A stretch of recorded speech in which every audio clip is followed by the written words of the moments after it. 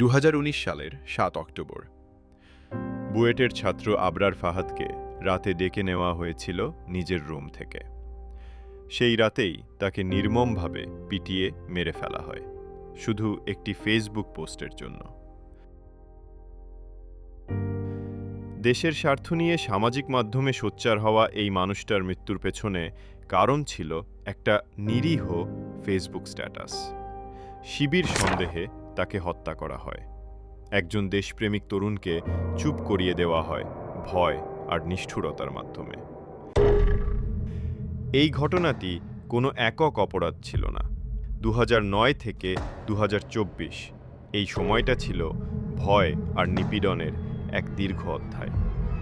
যে কেউ ভারতের আধিপত্য বা সরকারের অন্যায় নিয়ে কথা বললেই হয়ে যেত রাষ্ট্রদ্রোহী বা জঙ্গি।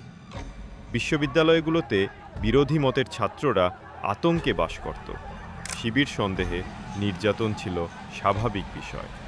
গণমাধ্যম ছিল নীরব, আদালত ছিল ক্ষমতাহীন, আর নাগরিকেরা হারিয়েছিল বাক স্বাধীনতা। ফ্যাসিস্ট হাসিনার শাসন আমল ধীরে ধীরে মজবুত হচ্ছিল, যার মূলে ছিল বাংলাদেশকে ভারতের কর দরাজ্য বানানো। আর এই কাজে যে হাসিনার পথে বাঁধা ছিল দুইটা, দেশপ্রেমিক সেনাবাহিনী আর ধর্মপ্রাণ মুসলিম জনগণ।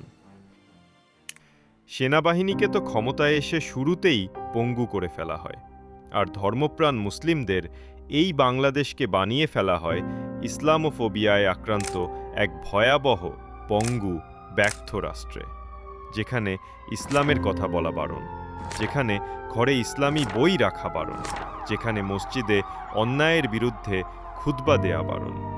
শাস্তি দিনে দুপুরে সাদা মাইক্রোতে করে তুলে নিয়ে যাওয়া, জঙ্গি অপবাদ দিয়ে ক্রসফায়ারে হত্যা করা। নাটকের শেষ দৃশ্য হবে, এখন পোস্টমর্টম হবে, সারা দুনিয়া জানানো হবে র্যাবের সাথে বন্দুক যুদ্ধে শিবিরের শীর্ষ সন্ত্রাসী শাহাদাত আলামত সহ এই সহ ক্রসফায়ারে নিহত হয়েছে, এছাড়া কিচ্ছু হবে না। আবরার ফাহাদ যেই শিবির সন্দেহে খুন হয়েছিলেন, সেই শিবিরের কি অবস্থা ছিল? প্রতিটা ক্যাম্পাস থেকে শিবিরকে মেরে রক্তাক্ত করে তাড়িয়ে দেয়া হয়। অসংখ্য নেতাকর্মী গ্রেফতার হন, গুম হন, সরকারি বাহিনীর হাতে হত্যাকাণ্ডের শিকার হন। 24-এর মহান বিপ্লবে সক্রিয় অংশগ্রহণ করে শিবির দৃশ্যপটে আবার ফিরে আসে দেশের মানুষের আস্থার প্রতীক হয়ে। 24-ত্তর প্রতিটা ক্যাম্পাসে, যেখানে একসময় শিবির শব্দটাই হয়ে উঠেছিল হত্যাযোগ্য, সেই ক্যাম্পাসগুলিতে ছাত্র সংসদ নির্বাচনে শিবিরের নিরঙ্কুশ আধিপত্য প্রমাণ করে, গুলি করে, গুম করে কিংবা মুখের ভাষা কেড়ে নিয়ে আদর্শকে হত্যা করা যায় না। আর তাই ছাত্র শিবিরের দায় এখন সবচেয়ে বড়। তাদের প্রতিটা নেতাকর্মী, প্রতিটা তরুণ যেন আবরার ফাহাদের সেই অসমাপ্ত বাক্যটি পূর্ণ করতে পারে। ভয়কে জয় করে, ন্যায়ের পক্ষে অবিচল থেকে তারা হবে এক একটি আবরার ফাহাদ।